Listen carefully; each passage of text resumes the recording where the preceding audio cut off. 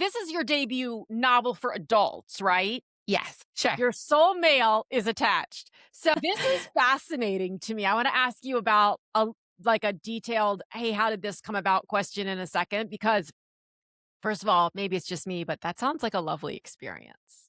Oh, I'm You so know, glad. like you just get an email and so tell us the premise basically. Like you get an email and it says the name of your Yes. soulmate.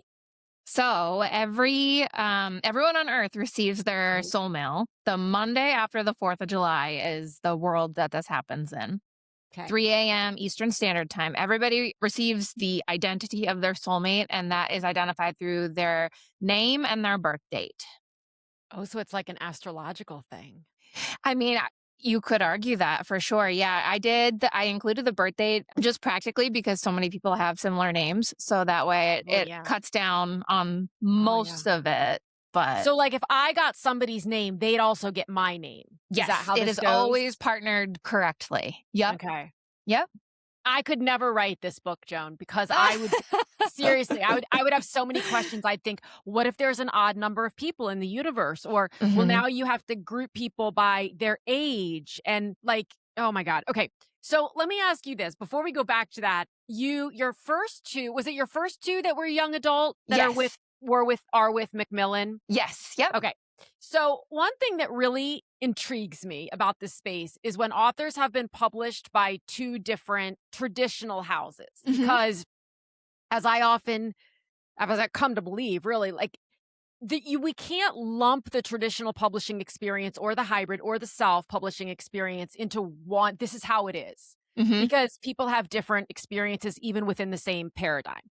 Mhm. When you're with two different houses, we're not really comparing apples and apples because you're not with the two houses at the same time, typically, etc.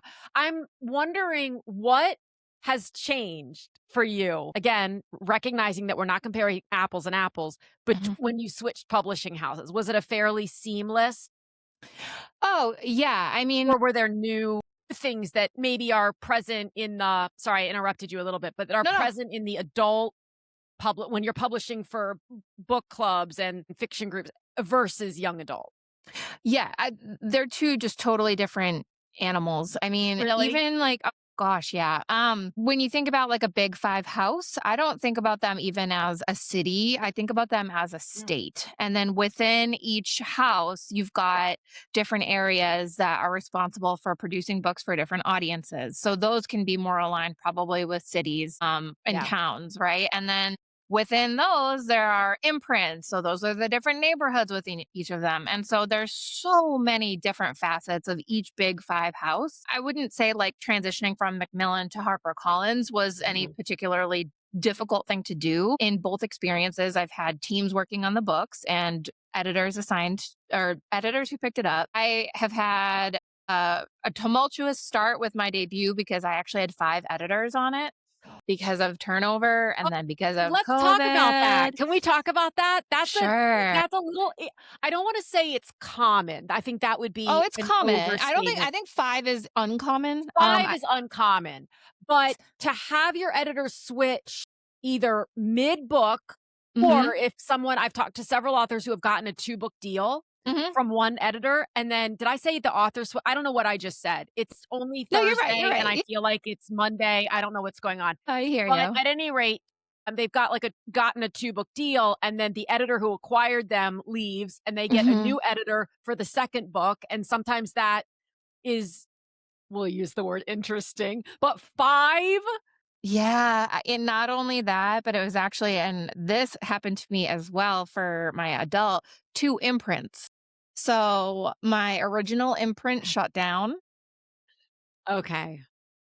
for my At young adult. Harper. No, at Macmillan. At Macmillan, And okay. at Harper, my original imprint shut down as well. So Okay. we moved towns, as we might call it, Mhm.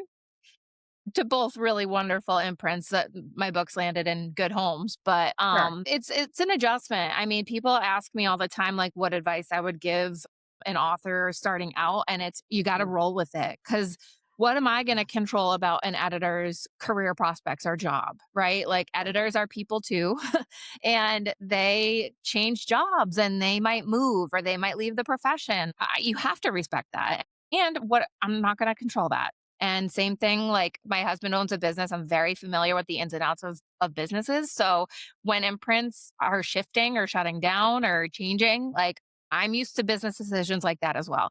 So being able Yeah. to roll with these kinds of things are vital. And that being said, I don't think 5 editors is a common experience. No, no, no. Yeah. So over how long of a period of time was that? Oh gosh. Well, it was 2 years for me from book deal to publication, but I Okay. think I was with the final editor uh probably 8 to 10 months before publication. Okay. Yeah, it was 2021, so which Gosh. feels like light years at this point. Yeah, you got a crash course in how to I navigate did. that. Yeah. I did. 5 Well, what would be editors, your 2 imprints. suggestion? Like, if, you know, an editor who acquires a book is very passionate about the book, they Mhm. believe in the book. Mhm. Then sometimes when that editor leaves and another editor steps in, there may be they've inherited it, Mhm. they maybe are not as passionate about it, or their editing style is different. Mhm. What suggestions might you have in that realm? So, in that regard, I mean, we're all in this industry for the same reason. It's Yeah. because we love books. But practically speaking, thankfully my experience was not uncomfortable. All 5 editors were super professional and really welcoming, and the one who I wound up with for the finish line was so awesome, and my second book came out with her as well. So she like read my book and welcomed me into the new imprint and sent me an email without like me having to reach out and be like, "Hey." Oh, that's so kind. Yeah, That's yeah. So nice. Yeah. I have a happy ending, but I mean there are so many horror stories of like just mismatches. I mean, I use this Mhm. analogy all the time, but like there I can respect that there is such thing as a really good piece of steak, but I don't like steak, right? So like a story can be amazing, but it might not be up my personal alley, and that just has to be true for everybody. It So, really does, and I yeah. love your analogy. I'm such a metaphor analogy girl, so you've Yeah. come to the right place. I love the way the steak analogy is perfection, and also the way that you illustrate the imprint and the neighborhood and the city and the state. I think oftentimes a big misconception about a traditional house is that every author so I'm from Delaware, so let Mhm. me do it now. I'm from the state of Sure. Delaware. Yeah. So sometimes people will say, "Oh my gosh, my my sister lives in Delaware. Do you know her?" Yeah, And I'm like, exactly. you know, and so within the publishing house, it's like, "Oh, so and so's also with Harper. Do you know them?" Mhm. "No." Or, Mhm. "Do you know this editor, or have you heard of this No. They're humongous. They're enormous. They're They just enormous. are. Yeah. They're enormous. Yeah, And that's just it's just how it is, you just know? how it is. Yeah. So in switching, what prompted you to want to switch, even if just temporarily, from young adult to adult? So there was never like a moment where I purposefully went after becoming an author for Mhm. adult fiction. Like it was never like, okay, I'm at this point in my career and I'm going to purposely pivot. And I actually think that that is a little bit unique in my trajectory. I feel like most authors who I've talked to who have changed audiences do feel like it was a deliberate choice to try to like restart their careers or switch audience, like, you know what I mean? My specific case, I didn't even set out to write young adult in the first place. It was just like Oh, really? those are the stories that I felt like telling at the time that I wrote them, and so that's what I wrote. And in looking back, that was so incredibly naive of me, but that's where I was. In And what way? then, In what way was it I naive? mean, when I like really got started in the business and in the industry, and I was all of a sudden like labeled a YA author, Mm. I was like, wait, no, I'm not. Like, I'm just an author who happened to write YA books. And then everybody was like, no, you're a YA author. And I was like, oh, wait. So that was a lesson, I think, for me that, and I don't know if that would have been true, 20 years ago or something like that. But I Hmm. feel like there was very much like a siloing of my career, my brand, my identity until I jumped into adult. And every single editor that I had a phone conversation with before my book deal asked me specifically why I was pivoting. And I was like, "No, I'm not I'm pivoting. not. I'm just changing. I'm just That's growing." interesting. Yeah. Because it is a long held, I mean, it's a belief system, I think, to a degree that once you're in a certain genre, you stay in that genre Mhm. because you bring your readers along, and if you I'm trying to remember, and I'll put it in the episode notes because I think it's important to cite where something came from, but I Mhm. was speaking with somebody on this podcast not too long ago, and she said, "I trust my readers to come with me if Mhm. the new genre or the new style or whatever is right for them." And Right. you could stay in YA or fantasy, wherever one is. You could stay there your whole career and, to your point, have readers who say, God, Colleen Hoover is a well, let me give another. Ann Patchett is a great example. So Yeah. my mom is she might kill me for saying this, but I won't say the titles. There is an Ann Patchett book that my mom absolutely like. My mom loves Ann Patchett, Mhm. loves, Mhm. but there is a book, a singular book that Ann Patchett has written that was wildly popular that my mom absolutely did not like. Yeah. Yeah. Right? So, I just think, I mean, like, we're all people and we're all yeah. struck by different things at different times. And I mean, think about, like, all of a sudden if R.L. Stein wrote a romance. Do you know what I mean? Right? People would be like, "What?" But like, we hold authors on different levels and different Mhm. pedestals. And if somebody is this like runaway bestseller, then of course publishing is going to try to keep replicating that. Of course. If somebody is publishing well, but like could still put out something else, then they might shift and try to change that. I mean, Yeah. I think it's human nature to try to replicate success. And when we like silo really these people, it's always interesting when something new comes out. What's challenging about it in my mind is that from the business side, I completely understand why, as a business, you want to keep doing the things that are working well.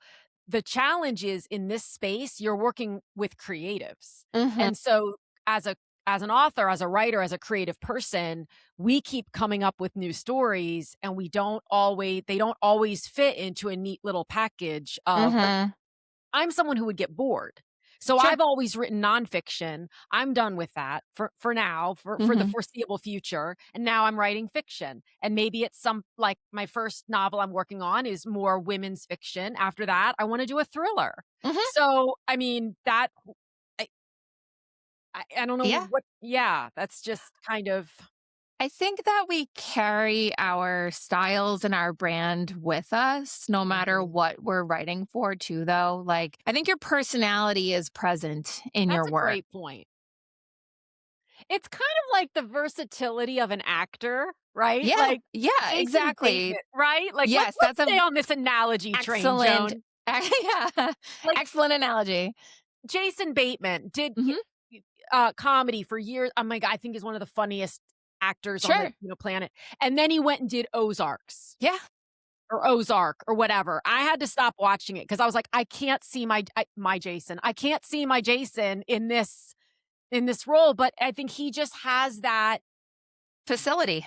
Yeah. Correct. Yeah, Yeah. yeah, Yeah. that's a really good way to think about it. I mean, they are people with careers and they try Mhm. out different projects. And when they're at a certain point, then they can do Ozark, right? Different Like, things. there was a long time where I think he was expected to perform the way that he performed. And then once he had enough clout and establishment, he could branch out and do those Something things. different. Yeah. Yeah.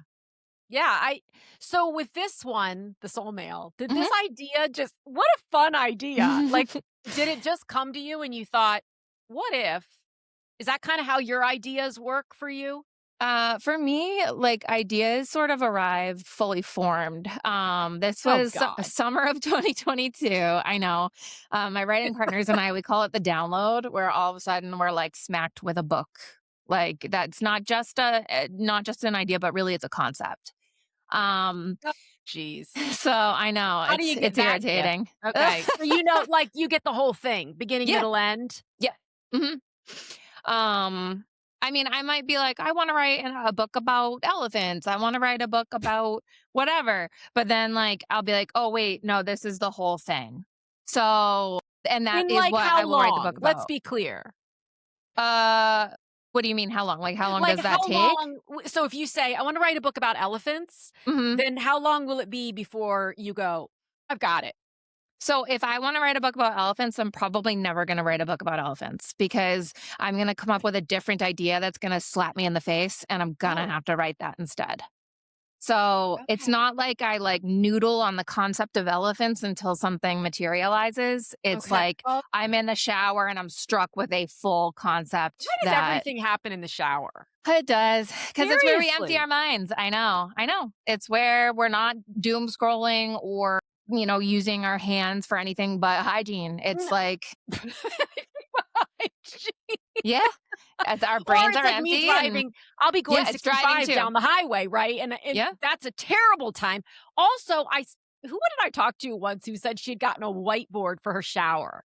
that's smart. I like I that idea. know! Yeah, that's real smart. Yeah. Kudos to that person because I could use Exactly, and that. I still Yeah. haven't done it. Surely there's something available out there that we can purchase Oh, because yeah. okay, Yeah. so you start the ideas come and then you're waiting for one to just smack you full force, and that's the one you go with. Pretty much. Yep. Okay, Yeah. and then what do you do? Are you an So outliner? I Are you am a I am an incredibly diligent outliner. you Yes, are? I am. I do give myself permission to deviate. So, like, if I am actually writing the thing and something else strikes me, then that's totally fine. But Okay, I can't start a project. So, I usually do the beginning scene before I okay, outline just to make sure I have like a good vibe or voice going on. And okay. then I outline A to Z, beginning to end, total details, total every twist is figured out, everything like that. I will not really start my project until I am 20K words into an This outline. is into an outline? This is Yeah, I know. fascinating. I This is so know. because I love this, Joan Mm, F. I love yeah. this because now it's like we're on The Bachelorette. Yes. Stephen K. Here I am. Yeah. Right. I even have a rose right here. Look. And on the wall behind you. Because I'm It's in a my daughter's whole room. Yep. situation. We've created the whole thing. But sometimes I love that I can talk to somebody who'll be like, "No, I don't outline at all. I, like, totally fly by the seat of my pants, and by the way, hi, that's Yeah. what I do." And then all the way, because there's no right way. You just There is gotta no right figure way. out what works for you. So I you have essentially a quarter of the book written as an outline, and okay. And then I flesh it out. Yes. So the one like counterpoint I will say about there being no one right way Yeah. is if you are going to be somebody who's a pantser, right? Or a Mhm. plantser, a combo of the two, that's totally fine. Okay, I good. just do think that you need to know how to outline to break Uh-huh. the rule to not do it, if that makes sense. It totally does. I mean, I kinda do I say I don't outline, and I don't, but I am outlining as I'm going, Hmm. and I also will end up doing reverse outlining to figure out Yes. where Brilliant. Yep. where is there a huge hole? Yeah. Oh, And yeah. that it is just I'm not sure what about my personality does not love it because I can't say I don't love structure Hmm. because I don't mind structure. I don't like rules. Yeah. Maybe I that's think part I of think it. you just have to know the rules to break them. That's always been Well, that's my true. That's philosophy. true. So now how long will it take you to do this very detailed outline? If you I tell me mean, less than 20, I'm gonna get upset. less than what? Like, 24 hours? Is that what you're gonna say? 'Cause you say no. less than a weekend. No, no, no, no, no. Okay. I'm working that outline out for probably over a couple weeks. Okay, okay. Yeah. You're Yeah. back in my good graces. Okay, We're good, okay. good, good, good. Okay. No. All right. Because otherwise I was like, I'm talking to a unicorn. I don't know what to do with this. Okay. No, I mean, I'm a fairly quick producer. I think once I do have it down, but sometimes Yeah. that outline I need to like revisit, revamp, like, and I also break the rule of the shitty first draft where you Oh, get everything on the page and then edit later. Like as soon as I write something, I don't edit it, but I will edit it the next day. I don't let things sit and percolate because I think I'll forget what I wrote, to be honest with you. So dipping in and seeing what I wrote and then being like, oh, yeah, I need to make sure I keep carrying this thread.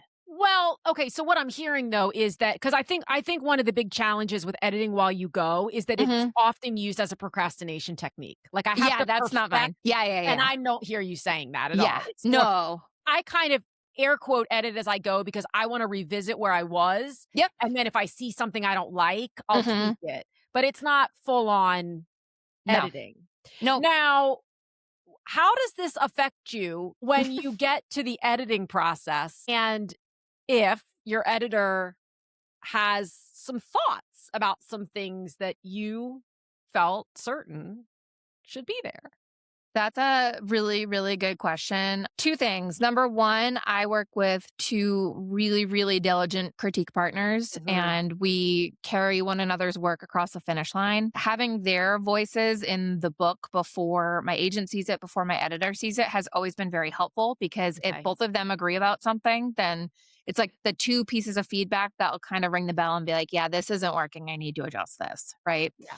So by the time my agent and editor get it, I'm always open to feedback. And even if it's like, this isn't working, I think you should do this instead. I might Mhm. not want to do that instead, but I can respect that something isn't working. Like we'll collaboratively work to figure out a good solution to whatever problem is present. There's only been one time in my career that I really went to bat for something that my editor was hesitant to do, Mhm. and I did keep my original vision in, but she had a lot of really good points about it. So the Yep. way that I kept it in was by including a lot of her points leading up to it. And that was one of my YA books. So, Okay. um, yeah, I mean, like, so I teach dance, and the Mhm. kids who I critique all the time are the kids that I want to like push, and I want them to get better and better and entertain more and more. So that's what I want someone to do that to me. I want Mhm. someone to rip my work apart. I want someone to lift me up another level, because if you're not getting that, then you're not going to keep improving. If you just keep writing and thinking this is amazing, right? Like, so, Yes. And then someone ultimately will tell you it's not. oh, Like, sure. firmly I mean, have you seen Rooster? Not yet, but it is on my list. I It's know. I know. fantastic. There's a scene, I'm not giving anything away, I don't think by saying this, but there's a scene where Steve Carell's character, he has a student who is sorta like not how do I phrase this? He's kinda wishy-washy. Mhm. He doesn't quite have it all like and so he's teaching a writing class because Mhm. Steve Carell's character is an author. Right. And in this writing class, the kid is writing, and when his paper comes back, it's all marked up. And so he says to Steve Carell's character, like, "This is all red, like I'm bad." And Steve Carell's character says, "No, it's marked up because I see potential in you. I Right. know you can do this. Like I wouldn't take the time to mark this all up if I Right. didn't think you could make this better." And so Right. that's a challenging aspect for a lot of authors, a lot of Deeply. writers, a lot of creatives because Mhm. it can be easier to take feedback as, "So I'm not perfect, it's not Right. perfect, there's something wrong with it, there's something wrong with me." Right. No, It's let's not just that. not It's that. elevating. It's I mean, another analogy, it's if I grow corn, like, you still want someone else to help you cook it, right? You like, I know, I've got them in spades, Not right, let's just keep going. Okay, so you want some yes. I right? mean, Like, and you want the seasoning, you want it to be the right temperature, you want it to, uh, be the right amount of something. You want, and also, like, we're only one person. yeah. I mean, I have so much respect for people who can self-publish, especially if they wind up doing wearing all of the hats themselves. I mean, I know hiring out is big, but, like, Yeah, it's I mean, look, wow. I'm a self-publishing girl. I mean, that's Yeah. what what I teach, and it doesn't mean I wouldn't do it another way. One of my big things is don't self-publish in a silo. And Yeah. this Yeah. is like not everyone loves this advice because, No, and I get people it. and everyone's finances are different and all those Mhm. things, and I appreciate all of that. Mhm. There are ways to find beta readers, critique partners, etcetera, that don't have to cost an arm and a leg. Mhm. If you do not get other eyes on your work, there are gonna be whole that's just I Yeah. don't It's yeah. just we're only it's like you can't see the back of your head, you Yep, know? Like, yeah. yep, and the top neurosurgeon in the world would not operate on him or herself. Exactly. right? Exactly. It's just not. So am I saying that you have to go out and invest thousands and thousands and that I'm not saying that, Yeah. but I am saying, please, please, please Get find a help. way. Yeah. Yeah. There's a way to do that because they'll see things that you didn't even you thought they're on the page, they're not on the page. Or maybe this is a way to elevate this. I mean, I have 2 critique partners right now, and I would be disappointed if they sent back my pages with, like, no notes. Yeah. Exactly. I look forward to it. It's Yeah. like, oh, because I know they know what they're talking about. So Yep. they've both written many, many novels. I'm on my first one. So Yeah. I know they know. And also I don't look at them like, oh, they have the magic. This is the Mhm. magic answer. It's kind of a very collaborative. Yeah, and again, like, I think it's so helpful to have 2 voices or more looking at your same draft because if they flag the same thing, that's a Yes. good alarm bell for you. Yes. And they might not offer the solution that jives with you, but alerting you to something in your work is not what it should be is the Mhm. first step in fixing the crack. And I think it's important to remember that even 20-time New I'm making this up, but New York Times bestselling Yeah. author have cracks in their Yeah, oh, 35th book. absolutely. You I don't know, think I nobody's mean, immune. I've Yeah. talked to Melissa De La Cruz on here. She's written 80 books. She Mhm. still has to get Eh, that yeah. yeah, Yeah. I Yep. there's no way around it. So, No. to your point, learn to embrace it, Mhm. roll with it, You have and to. Yeah. yeah. Cultivate that personality trait before you like really jump in with both feet because I think the dance world really prepped me for this in so many ways, but Yeah. receiving that feedback, receiving critical feedback and Mhm. using it to improve as opposed to using it to get down on myself is I think I'm glad I have that trait. It's a gift and a skill. Mhm. For sure. So, now what are you working on? Has there been another download? Yes. Sorry. I apologize Okay, for the it's downloads. okay. I So I actually have another book coming out next April. Yep. So that one is also with HarperCollins. Okay. That is called Again, Do Over, Repeat. Ooh. And the premise for this one is a podcaster receives a postcard from her best friend. And which would be great, except the best friend has been dead for 15 years. So that kicks off a whole array of activities, and that takes place on an island in Massachusetts. That'll be out next April. And then Okay. I'm working on what will hopefully be my book after that, if not the one after that, depending on how things kind of play out right now, Yeah. too. Yeah. I love this. Now, I have a somewhat delicate question. Sure. One thing that a lot of people have been very transparent about is Hmm. that once you're in the machine, as so Hmm. many people think of it, most of us still have another source of income. Oh, yeah. Okay. So I'm not asking you to disclose the balance of your checking account, but I am curious. And some people will say, I write full time now, and it's because my partner Hmm. is paying the bills for a time being, or it's because I inherited Yes. 72 million. But I love it when there can be some honesty and transparency about that because so often first time authors think that they're failing if they still have to have a second source or third source even of income while Hmm. they're writing. So I'm so glad that you asked that because I used to work in academia. So Mhm. I was a dean of an online MFA program that I helped create. And Oh, wow. part of my whole mission and aim with that MFA was to make sure that it had a lot of the business aspects of writing in it because I also have my MFA and it was a great experience, but it was very craft focused, which Yes. I understand why, right? Sure. But I was unprepared for the finances aspect of writing. I was unprepared for a lot of the publishing portions, and I was not even really super clear about the process of getting an agent and that kind of thing. So that was a huge, huge, huge focus when I was developing that MFA. So I would not be able to do what I do without my husband and his business 100 million percent. And I'm very transparent about that. Yeah. That being said, so I used to have this full-time job as well, and I Mhm. teach dance. Mhm. the reason why I got my MFA in the first place is because when I was like figuring out what to do and I was 20 years old, I Right. knew that even if I got a book deal right away, that was not going to feed however many children I wound up having for the rest of our Mhm. lives, right? Right. Like, so I think even if unfortunately you get that $1 million book deal, how long is that really going to last? Because Mm.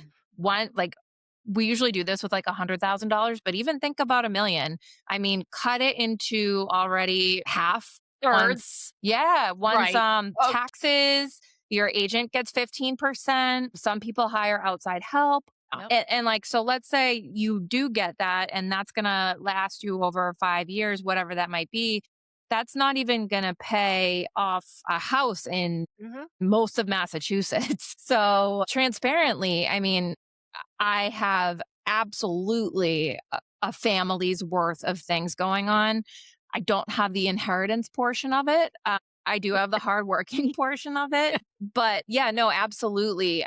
So I would not actually be where I am today without COVID in many ways. I Mm. was doing this academic job and our daycare closed during COVID, and we had two very small kids at the time. And my husband's job is home health care, which during that phase of life was ultimately more humanly important. So I left my job. So that's why I don't work in a traditional space Mhm. anymore, because I had to step up and be a mom during a pandemic. Sure, sure, sure. Yeah. Yep. But yeah, no, absolutely. I really I think mean, that question is important because, and again, if you take a more realistic figure for a book deal, mhm. it's not going to last you that Mhm. long if you have dependents. Correct. And it's nothing if it's money on top, right? So if Oh after yeah. all is said and done, you're Hmm. bringing in an extra, I'm making this number up, but you're Yep. bringing in an extra 27 to $35,000 a year. That's Hmm. nothing to sneeze at. That's great. No. To Nope. your point, if that's your only income that year and you have two, three, four, five children, Hmm. even if you have one child, Yeah. frankly, Yeah. it's very and it's not consistent. No. And that's the So, thing. You don't know where the next paycheck is coming from, and yep. it all comes at you at once. But then the taxes on it are so exorbitant. And Yes. again, your agent takes her or his or their very valuable cut, Yes. but the money does go quick. And I do think like everybody's family circumstances are a factor in this. If Mhm. you're a single person with not a lot of bills and you don't have any kids, then that might carry you for a lot longer than it's going to carry And you me. don't live in Boston And you or New don't York live in City or Boston. San Francisco. Exactly. High cost of living, like your cost of living has to factor in. Everything Yes. factors in. Yes. And not knowing where that next book deal is coming. I mean, so many of the people I know who left their jobs in 2021 when I was debuting initially went back to work. Mhm. Um, so and I really like those people wrote amazing, amazing books. Like I don't want prospective people listening to think like that's a failure, right? Like No. it's just it's a very hard industry. Mhm. It's the reality of the industry. And Yep. it's very entrepreneurial in the sense that you can have a good month or a good year if it's a year when you get a deal or and then you might be kind of flatlined for the next however many years. There's Correct. no we just don't know. You don't have the unless it's in your deal already. You don't have the promise of Right. the next deal, you Right. know? Right. So that money can go very fast. And Very quickly. and if you did get that $1 million book deal and you're 25 years old, that $1 million Yeah. book deal is probably not going to carry you till you're 75. Correct. So Correct. thinking ahead about other sources of income and being very careful and budgeting appropriately, and like it's so important. Well, and to your point also, so many times authors will take a portion of their advance and invest it in an outside editor, Mhm. PR, Mhm. all that kind of stuff. And Yeah. so sometimes that money comes in and it turns around and goes right back out. Yes, I know a lot of people in that scenario as well. Yes. They Yes. consider it like a stepping stone for the next book, Mhm. which is not right or wrong. It's just it's circumstance. Yep, it's just the choice that is made. Yeah. So last question I always ask is what are you reading now? I just started Into the Blue by Emma Brody, and Oh, it is so good. is that fiction? Yes. Yep. Okay. Yep. I believe it was the Reese pick. I wish I had it next to me. Is that right? Okay, I'm Yes. so behind the And then Portia Elan's Homebound is on my desk to read now. That was a okay, Good Morning America pick. okay. What did I just finish? I just finished oh, Tiffany Crumb's This Story Might Save Your Life, which was really good. Yeah, Did you enjoy that? I did. I Yep, just a saw lot. that somewhere, I don't remember where. It might have been bookshop.org or somewhere, but I thought, "What a great" I love the title. I've heard I'm not Compelling. an audiobook fiction listener for the Okay, most part. I have a really okay. hard time paying attention, but the people who do love audiobooks, and I wish could listen more. Yeah. I listen to nonfiction and audio a lot more.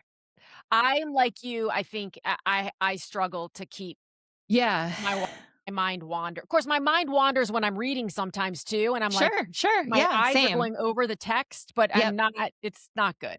It's not good. I totally have to get go it. back. Yeah. But I did hear Tiffany's book is really, really well done in On audio. So audio? Okay. if your listeners are audio people, then I would go for that.